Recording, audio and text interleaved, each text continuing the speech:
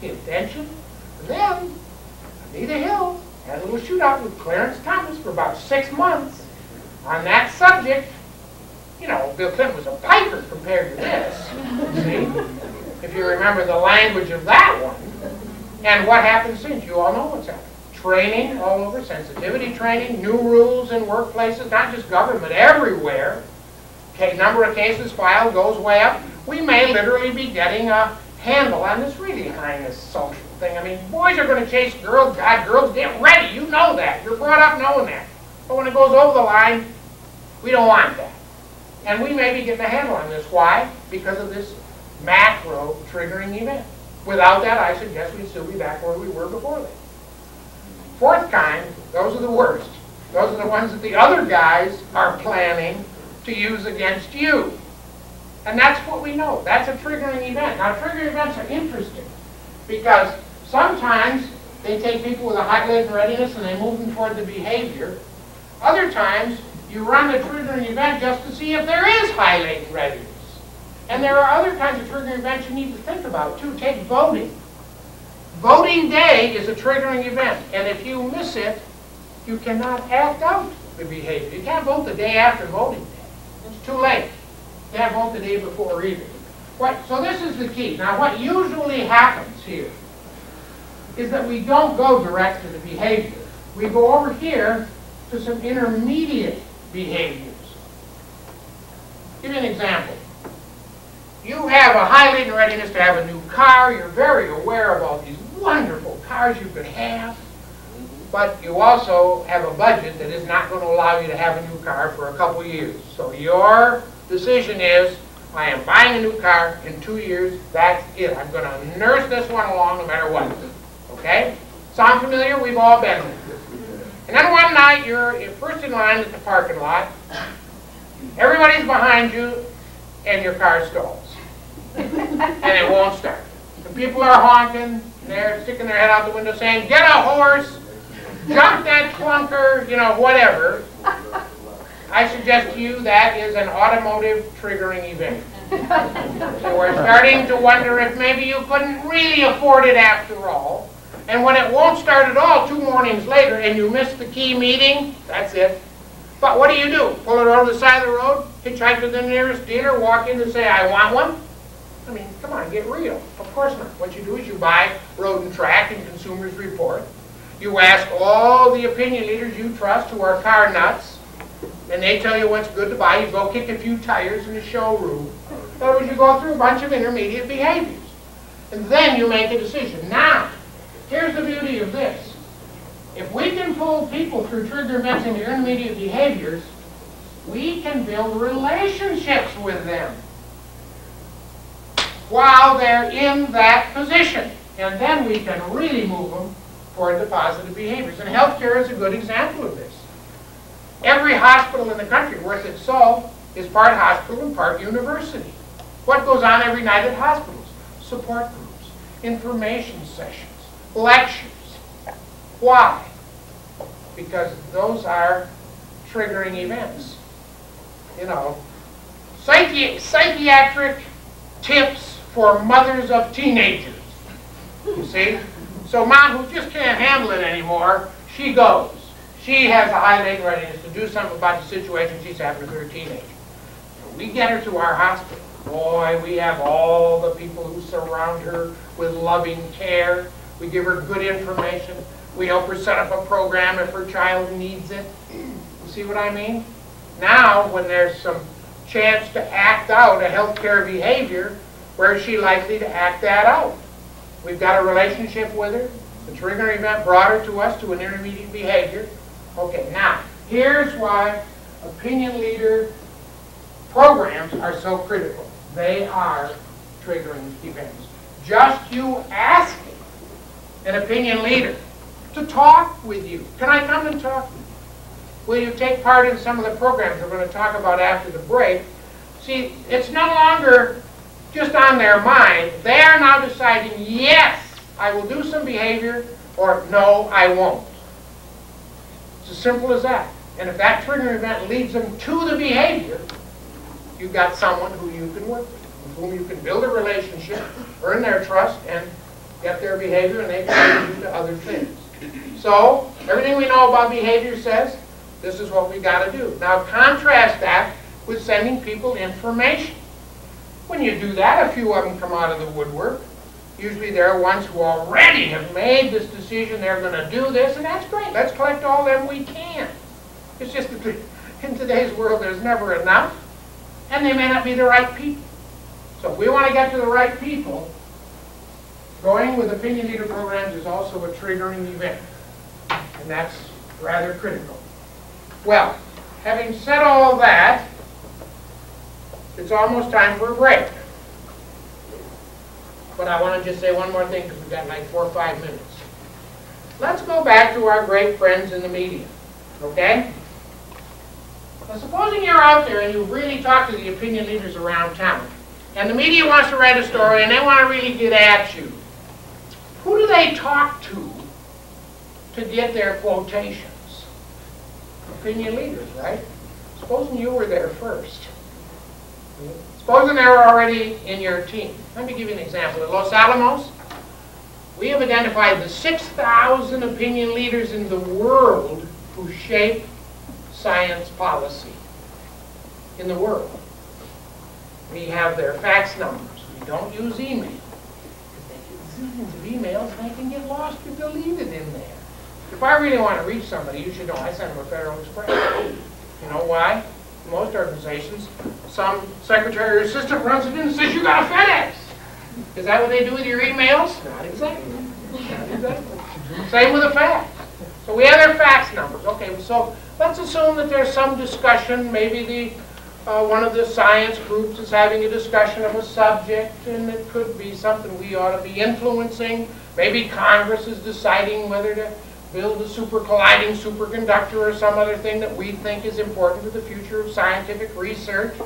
We don't just leave it to chance, nor do we let the grapevine or the media do this. We have one of those, we have 6 of those fax machines that will send 1,000 faxes overnight.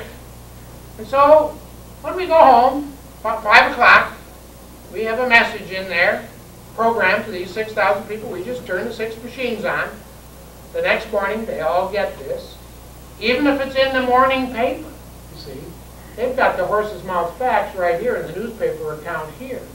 So I got there as fast as the media could, and often, let's assume it's a congressional hearing, the media aren't going to have until the next day. I'm already to them with our viewpoint on this issue. And in many cases, we've stimulated people to run up to Capitol Hill and say, I'm going to testify on this. You know? Put me on the list here. I think this is important. In other cases, we have situations where people who might have been negative or might have been undecided, at least they know where we stand, and they will call us back and talk to us about this. And we can have this discussion, and we may neutralize some people who might have been negative. We may stimulate others who will be positive. But one thing we know happens to everybody when that scientist or that political leader, whoever it is that shapes this, goes in that day to the office and somebody says, did you hear about so-and-so? I know all about it. Isn't that what we humans love to do? Oh, Johnny, you got it wrong. Let me tell you what I just heard from Los Alamos. You see? I mean, just think about that. Just think about the power of that. If you know who they are. And if you know how to get to them. Now, I'm not suggesting you do that. Although it ain't a bad idea, but I'm not suggesting you do that. I just want to really make you understand what's possible if we really care about doing these things and if we put our minds to it. Okay, according to me, it's 2:45 almost. And according to Pat, at 2:45 you get a break. Come back at 3 because we've only got an hour then to talk about programs. And we are going to talk about programs, right? Model. And here's a little 4-step strategy that you might want to use when you're doing these opinion leader projects. Is just ask 4 simple questions. What are the behaviors that I'm trying to get? Who are the key stakeholders or the publics that can give this to me? Who are the opinion leaders? And what are the intermediate behaviors that I need to move them toward? So I'll give you that too, and that can go the other way. Remember now, my last handout is how to do ambassador programs. So that That comes last. You know, there's one triggering event that I have never understood why you all don't capitalize on it. And that's tax time. That's the one time of year when everybody sees how much they have invested in Social Security. If I were you, I would want to be reaching people when they're in that position, because they realize how much they've invested that past year, and suddenly maybe they start thinking a little different. Same with you folks. You know, how much have you put into your coffers through the payroll deduction? And that's a triggering event. That's the time when you can get their attention, and you couldn't get it any other time. Well, let's talk about successful programs. How do you run programs that will put you next to opinion leaders? And literally I could have spent the whole day outlining for you programs, because there are just so many. And clearly that's not probably not the best use of our time, but let me just suggest a few, and then hopefully you've got some to add to this. The first obvious one, the one that I hope most of you do, is you have memberships in organizations where they gather. But the question is it just you that does this? You as a manager, you as a public affairs person, or have you got other people in the organization who are out there as members? Let me give you a little hint. See if you can get the people in your office to do a membership audit with you. It's obviously clearly voluntary. We're not digging into anybody's privacy. But most everybody in the office would tell you the clubs and organizations they belong to, and maybe even the religious organization that they attend. Do you realize how many tentacles you already have out around your community? And why aren't we using those? You see why ambassador programs are critical? We already have ambassadors in all of these places, and we just aren't using them. So sometimes we not only do a membership audit, but sometimes we do a list of the key organizations. Where do the real opinion leaders in our subject matter, where do they get together? And I do a list of these organizations, and I do everything I possibly can to have someone who's a member of those organizations. And if it's something I can't join, like the Clergy Association, then I target that as a group where I want to arrange meetings with them, or have participative programs together, or however else I can interact with them.